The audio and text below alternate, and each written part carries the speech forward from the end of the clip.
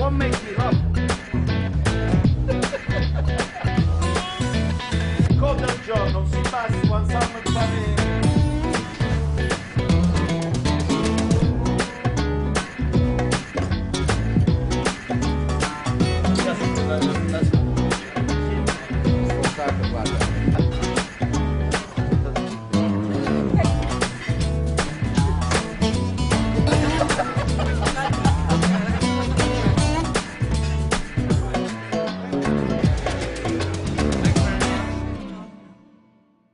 We have an old proverb in Italy, con niente non si fa niente, which means you can't make something out of nothing, especially when it comes to cooking. As a chef, I'm obviously a perfectionist. When it comes to my restaurants, I only accept the best of everything that I do. I work in a very busy kitchen, where we're always striving to give our diners the most enjoyable food experience. To do this to such a high level, every day, takes a lot of skills, coordinations and teamwork, and I make sure I only work with the best people. I also insist on only using the very best ingredients, the freshest fish, the best cuts of meat, the tastiest vegetables, herbs and spices. Beautiful. And I absolutely have to have the best equipment to cook with. This is so important when you are working under pressure in a dynamic, bustling kitchen. My cookers, ovens and hobs have to be powerful, easy to use, robust and reliable. It simply can't be any other way. Only the best will do. And that goes without saying when I'm at work. But I believe if you love to cook at home, you shouldn't compromise with anything either. I don't, and that's why I'm really proud to recommend Gastron, the new range cooker from Cable. The name comes from gastronomy, which means preparing, choosing and eating good food, which is something us chefs really understand. New cookers come along all the time, but Gastron really live up to its name. It has some great features to help you when you're cooking at home. It's A, energy rated, which is quite unusual for a range cooker. They're not normally that efficient. It has 4 gas burners, ranging from really powerful to simmer, and I always prefer to cook on gas anyway. There is a small oven rotisserie and a superb cast iron griddle right in the middle of the hob. Great for cooking meat, fish and vegetables to get those lovely griddle marks. And if you remove the griddle, there are 2 ceramic plates underneath, so you get 6 superb hob zones, perfect for a busy meal times. It even has a pizza stone for baking your own crispy pizza at home. It looks great and it's robust, built to professional standards to give you great results every time. It really is a special cooker. In fact, I'm going to demonstrate this to you now. I'm going to use Gastron to cook one of my favorite dishes, carré d'agnello al rosmarino. To you, rack of lamb with rosemary. For this, I will be using some beautiful earthy ingredients: succulent lamb, red chilies, rosemary, baby carrots, aubergine, potatoes, and some garlic.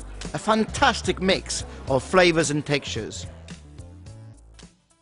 Okay, and here I'm going to cook my favorite lamb dish. I've got great rack of lamb here, really lean. I've French trimmed the fat off completely. I'm going to marinate them for a couple of minutes in some lemon and extra virgin olive oil. Then, once I've done that, I'm going to grill them, salt and pepper. And here we go. In goes the lamb. Just have a look at this beautiful lamb here. Absolutely great. I don't cook a lot of meat, but when I do, this is my favorite. Okay. Now what I'm going to do, once this is lovely and marinated, it goes onto my griddle for about 3 minutes on each side. In the meantime, I'm going to quickly wash my hands because I've been dealing with raw meat, so it's very important you wash your hands in your kitchen. And while that's happening, what I'm going to do now is I'm going to make a breadcrumb with lots of fresh herbs, and then I'm going to use some mustard on the lamb, and I'll show you the final recipe here is absolutely to die for. Okay, that's how you deseed your chili. You cut it, then you go like that, maybe in the bin because you don't want to make too much mess. Okay, and then you chop. Okay, chop your chili with Aldo Zilli. It's an old one. Okay, and then into the breadcrumb goes the chili. Let's crush the garlic and chop the garlic very, very fine in there. And what we do is we chop the garlic and the rosemary together now, so that the rosemary doesn't go black, believe it or not. That's what happens. Okay, rosemary, a little bit of sage. Sage is very strong herb, so make sure you don't use too much of it, otherwise it will overpower your dish completely. But nevertheless, it's a great herb to use. Okay, a little touch of extra virgin olive oil into that breadcrumb. Then you bring it up here, give it a good mix. Lovely. Now that's ready for me to put the lamb in as soon as the lamb is ready. Quickly wash my hands again. Here we go. Now, let's see what's happening with the lamb here. Look at that. Beautiful. You probably haven't noticed, but I left a little touch of fat attached to that meat so that it gives me that glaze that I want at the end. And now the lamb, for me, is good enough to put it into the breadcrumb, because all I want is to sear the meat so the juices stay inside when it cooks in the oven. Okay, so I'm going to put it in there, my bowl here. But before I do that, there's a little trick I'm going to do with the mustard. Right? As much or as little mustard that you like, and then just drizzle the breadcrumb on top like this. It's a bit like making a Milanese, if you like, you know, but we're not using eggs. And there you go. There's one ready. Look at that. That looks gorgeous. Okay, bit more mustard here. Lovely. More breadcrumb. In the meantime, I'm going to bring my roasting tin onto the fire here because I want it nice and hot. There you go. Breadcrumb all over. Absolutely gorgeous. There you go. That can go away now. Wash my hands again. If you haven't got a sink nearby in your kitchen, all you need is a bowl with warm water and a few lemons, so that your hands are always nice and clean. Okay, extra virgin olive oil now into my roasting tin. And the lamb goes back in. And that is going to be lovely and crispy breadcrumb when it comes out. I've got some baby vegetables here. Got some, it doesn't matter what vegetables you use, quite frankly, but I'm using aubergine, baby aubergine, and I've got some baby carrots here, which I'm not even going to bother cutting them. I'm just going to throw them in like that. They're so sweet, and they're going to caramelize this beautiful lamb. Okay, carrots, and then I've got some baby new potatoes, which I've pot boiled. They're going in. Now, before I put it in the oven, I like to add a little bit of wine. Not too much wine. Okay, and that is it, really. A little bit of seasoning onto the vegetables, just to finish off the dish before you put it into the oven. Into the oven it goes for about 20 minutes, and it's pretty fast for a Sunday roast, I would say. Okay, here we go. Let's see, 25 minutes has passed. Wow, this is what I call a Sunday roast. In minutes, half an hour, you can do this at home, no problem whatsoever. Absolutely wonderful. Look at this lamb, perfectly cooked. And now, how do I check that it's cooked? Put a knife in there. Hot. Absolutely fantastic.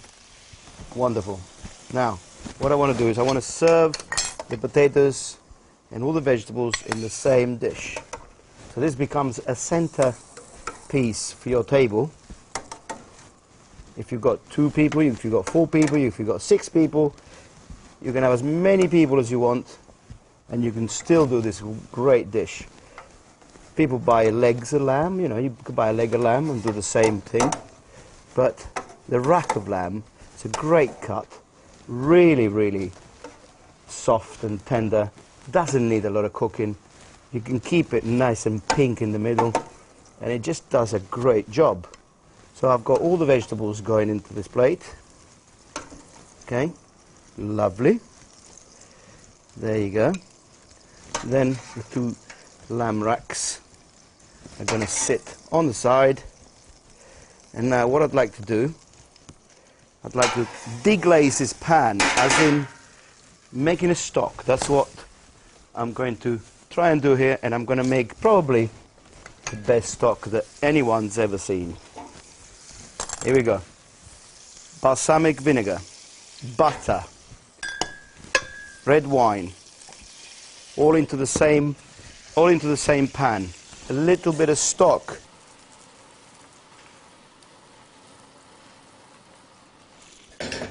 Now, a final touch of wonderful flat leaf Italian parsley, which I'm going to rip into this stock just to finish my dish off and to give it a little bit of colour. Really important. Presentation at the end, obviously, crucial. Okay, so now I'm going to melt this butter. Once the butter is melted inside, and this is reduced down to half, then you can serve it on the side of your lamb in the center of the table, or you can put it right on top of it, like I'm about to do myself. So here we go. The sauce now is going to go on top of the lamb, and all the juices are going to go around the vegetables, and everything is going to be absolutely wonderful and ready to eat. Here we go.